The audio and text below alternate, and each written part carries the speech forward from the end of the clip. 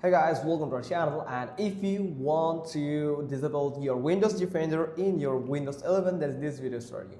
First, you have to simply click on this Windows icon here and simply click on the settings. If you can find the settings, then you can probably find in here this section.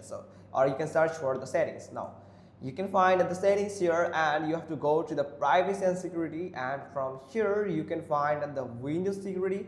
Simply click on the Windows security from here, and here is virus and threat protection. So simply click on that, and here is Windows security from here, where you can find the virus and threat protection settings, and here you can find a manage settings option. Simply click on it, and the very first you will find the real-time protection.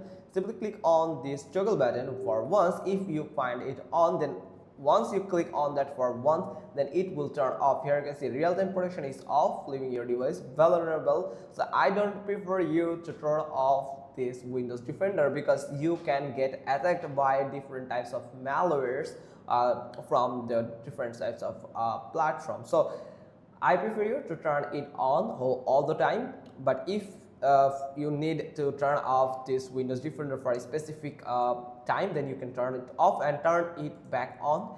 Then that's how you can just turn off your Windows Defender. Hope you got this. If so, then give us a thumbs up. Don't forget to subscribe to our channel, and thanks for watching. Till next time.